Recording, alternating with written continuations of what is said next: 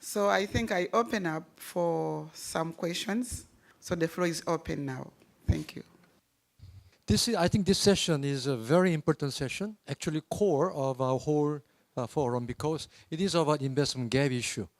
But I heard a very interesting presentation from especially minister and also from investment from Basel. But I'm not still clear about how the panelists and presenters really think about the role of the government in bringing in the policies that can close the investment gap. As it was clearly mentioned by everybody, there is an investment gap here.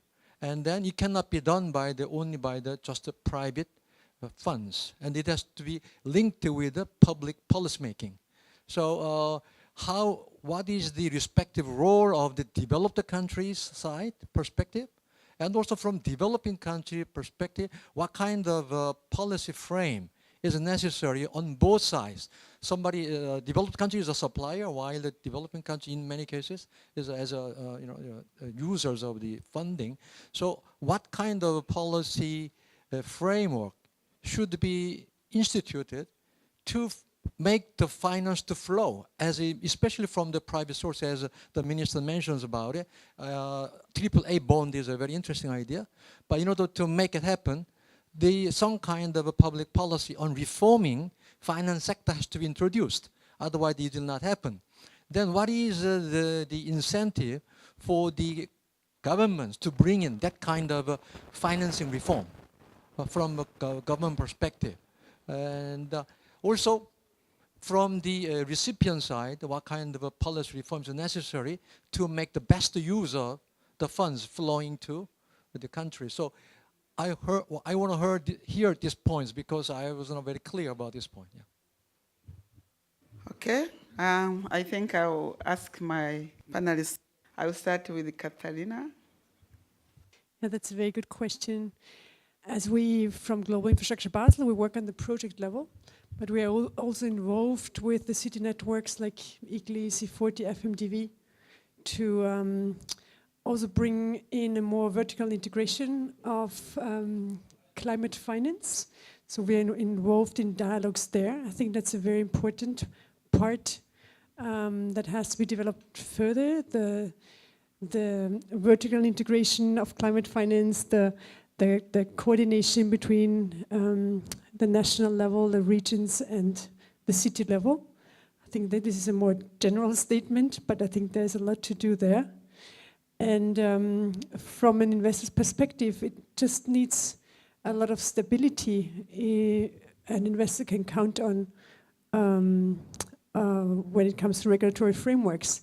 And there's, especially in developing countries, a need for regulatory frameworks for specific sectors. For example, there's might be missing regulation for a specific sector an investor would like to explore, but it hasn't been evolved yet. So there's a lot to do there, and I'm sure the MDBs can help there too. Be Paul, and then as he comes on, this is a question which is general. Even the audience, if you have a proposal, please put it forward.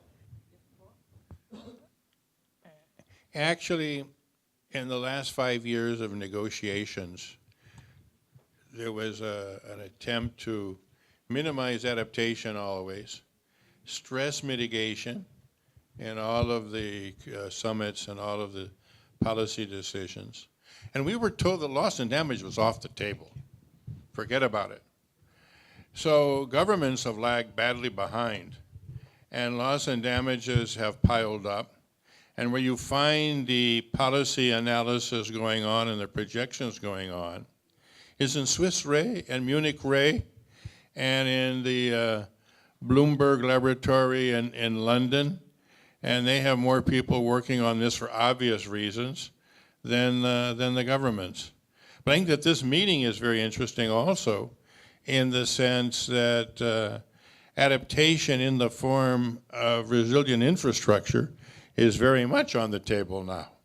And after $160 billion of losses in Texas and an impending run along the Florida coast, that will be on the agenda of the U.S. Congress. It will be on the agenda of other governments. They're going to have to come to terms with loss and damages, and that takes them back to adaptation and trying to minimize these losses and damages. And one of the key factors is the subject of this meeting, resilient infrastructure.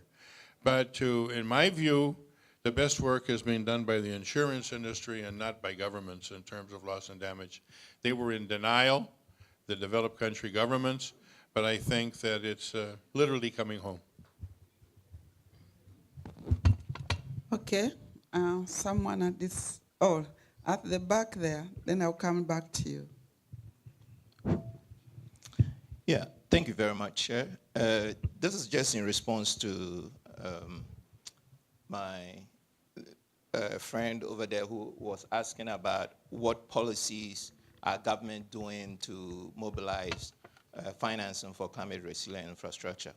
I find it as a very, very important question, and I just want to provide you some things that the African Development Bank is doing. Honorable Kelly was able to share with us the enormous private sector financing that are out there. And I believe that, and the African Development Bank believes that the approach should be two-pronged. Not only public sector and not only private sector, but the two should work together. So in the African Development Bank, what is being done is that through the country programming, we're able to engage the government in the short-term to medium-term, their development approach. We have something that we call the country strategy papers. And this country strategy paper is the upstream document of engagement between the African Development Bank and a particular regional member country. So for example, Morocco, it's a negotiation between the African Development Bank and Morocco. What sort of projects are going to be undertaken within the short-term to medium-term their development plan?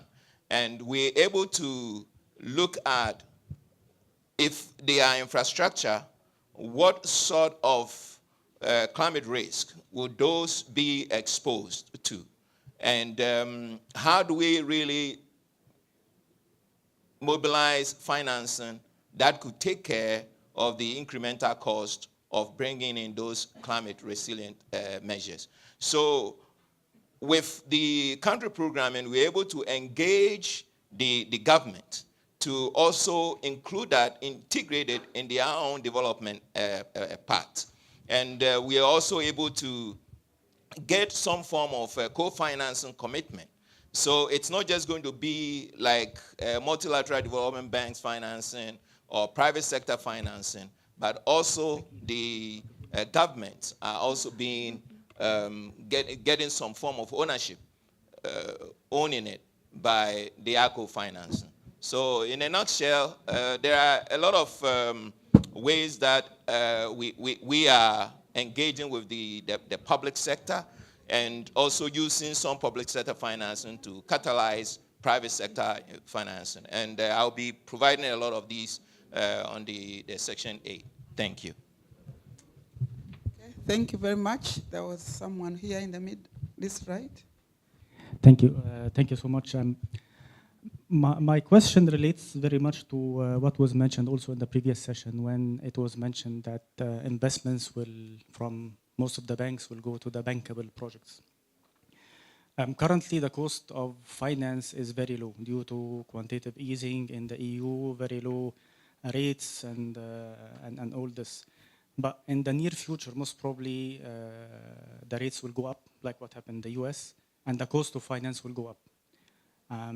So with the idea, keeping the idea of mind that only bankable projects are the ones to be funded, do you think the investment gap is going to grow, especially for funding climate projects? And what would be the ways to deal with that? One of the ways might be like the idea that was put forward by the Minister Poole of issuing this AAA bonds. But this will also need to have regulatory frameworks from the donor countries or developed countries. So throughout your assessment of the flows, the future flows of climate investments, do you take into consideration that there should be or there would be a change in the interest rates going up from what is like 0 or 0.25 now within the EU, going up, and the impact of this on the ability of developing countries to attract investments and be able to pay it back, especially now with the increasing lending processes for developing countries. Money is cheap, people are getting money, but in the near future, most probably will be facing like some sort of like an inability of some countries to pay back the loans. So is the loan approach the right way? Is it the bankable approach the right way or not? And how can we deal with this gap? Thank you. Thank you. Okay, Katharina, please. That's a very good question. Maybe I can tell you a bit about the experiences we had with these 180 projects we were trying to match with investors. So the experience there was that it's maybe only 10% of projects that are bankable. Most are not. And we had to learn that too. We made this experience and we were not very successful in the beginning with this matchmaking, as we had learned that the municipal side of things, the expectations didn't match the expectations of investors. So in the beginning, the expectations really were, I lack finance, and the first option could be, or the last option sometimes, could be a loan, and but that just doesn't fit every project, because, as you said, a lot of cities and projects might not be able to pay back that loan. So what we tried to do over the years is really, first of all, to help or understand better what a bankable project is, and if a project is actually fit for that road, and to find a mechanism to divide projects into projects that could be bankable or might be bankable, and the others which will not be bankable. I think that's so we had long discussions also in this. I'm also leading a working group on the Cities Climate Finance Leadership Alliance on project preparation facilities. So we had long discussions of what is a bankable project, can some projects that are on the verge of maybe being bankable in the future, should they be prepared for that road or not? Or wouldn't it be better to be really clear about it, that some projects are not bankable and won't be able to pay back that loan? But I don't have the exact answer for that.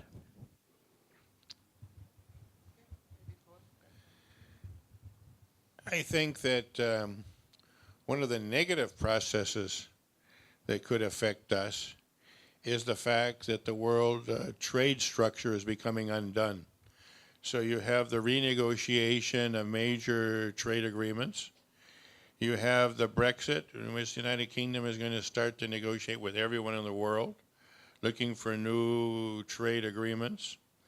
And the trade agreements, of course, involve, with regard to the government policy question that was posed, environmental and labor standards. Now, is there going to be a chase to the bottom in these negotiations as NAFTA gets renegotiated, as the Brexit gets negotiated, as UK negotiates with other countries, and the bilateral trade agreements are coming to the fore? We all know how the argument of competitiveness proved fatal for Kyoto. And even with countries such as Canada and Japan, in the end withdrawing from Kyoto, saying that their competitiveness had been prejudiced. So that's another thing that we have to keep our eye on and try to become involved in our governments to hope that the standards do not deteriorate, and that standards related to climate change can be included. So here we get policy on a multilateral basis, which is very important for being able to advance to the objectives of mitigation and adaptation.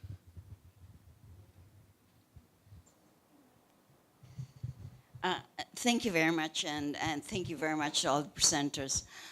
I am going to take off my hat as a co-chair of the Standing Committee of Finance and put it on as a lead negotiator for developing countries on finance issues in the UN Climate Change Convention.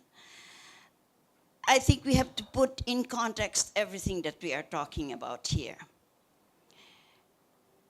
We are talking within the ambit of the UN Framework Convention on Climate Change, which has a series of obligations, both on all parties, not only on developed countries, but the one on provision of financial resources would be for mainly those who are responsible for the problem that we have here. I'm talking about historical responsibilities in particular, which make up the annexes to the convention.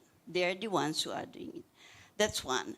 The second thing that we should be looking at is that there are sources of financing that are what we call voluntary sources of financing that are not subject to any guidance from the Conference of the Parties.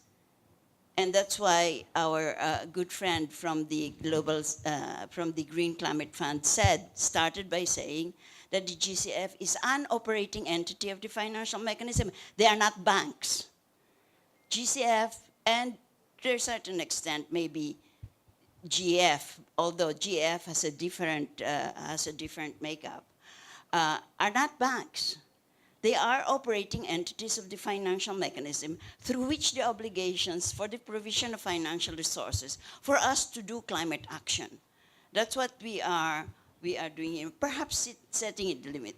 But just the context. The context is that there are different contexts of, let's say, investment climates in developed economies and in developing economies. And what we are talking about here are the developing world.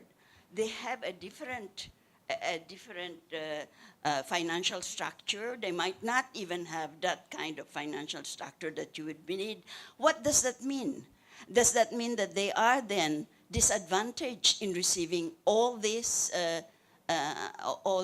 financial resources, even if you think about them as meeting commitments under the convention? I have a little problem with when we say investment. Not so much of the investment itself. We deal with the investment every day of our economic lives, all of us. We deal with the private sector, and I always like to say, when it rains mainly on the public sector. It doesn't rain only on the public sector. It rains everything. And when we say private sector, by the way, we need to think of peasants, farmers. In my country, jeepney drivers is the most important private sector. They are in the transportation sector. They are not only big investors. They're small and medium-sized enterprises. They're all private. Everything that's not public is private. Therefore, they are totally involved in all our countries. They have to meet climate challenges as well. But I have one question, and this question is, of course, to a very good friend and colleague, Minister Paul. The problem I have actually with investment is that when you talk adaptation, there are mainly some projects that are not revenue-generating projects. And that's why you can get, and when you say investment, you need returns on investment. Is that why, and that already then, you are, in fact, giving a disadvantage to the most needed, to the countries that most need this investment, because they're not bankable. You can't get money back from them. Adaptation projects, however, do not give back in terms of financial investment, but it gives back in terms of the survival of the country, economic development of the country, the infrastructure of the country, the livelihoods of all that. That is what adaptation will do.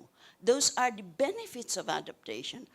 As a matter of fact, we have reached a point, and I think Paul has clearly put it, that at this point, if we don't do adaptation, we don't get any return from anything, because it is a matter of survival. But that is, of course, I'm willing to look at that. The question I have with Paul is, fine, we have all this money, right, that's available to us in the private sector, whatever. What we are talking about right now is not this mountain of gold that's out there, but how do we access? How do we access it? And I think maybe when we find out, then we will say, all right, maybe you can go in terms of investments and then meet this kind of investments, but how do we access it? That's one, accessibility and predictability of these financial resources. Because if you're going to do any kind of climate action, be it adaptation, be it mitigation, you need predictability of resources. You need to ensure that you're going to have that kind of resources in order to follow up your long-term climate action. How else will you do climate action? I always say, if you don't know how much you're receiving every month, you can't even decide if you're going to buy a pair of shoes next month, right? What about adaptation? That's going to be a long-term goal. So all this money out there, Paul, how do we access it? Thank you. Well, I think that the question that Bernadetta raises is about the combinations and the blending.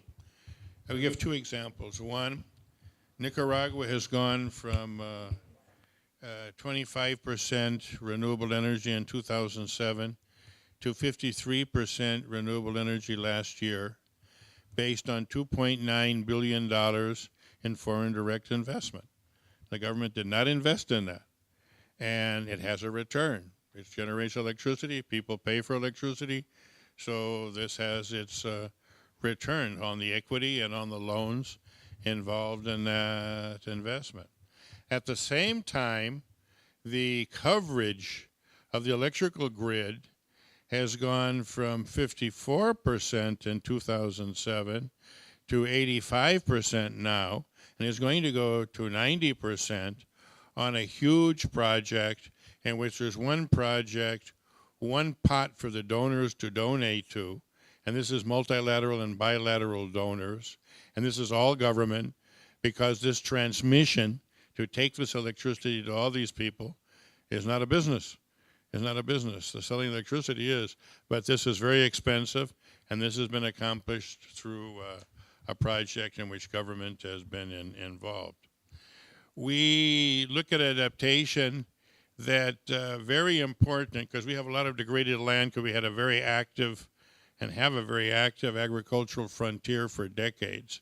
So there's a lot of degraded land. The reforestation of degraded land we look at as mitigation, adaptation, all at the same time, integrated. And you have a very valuable tropical woods.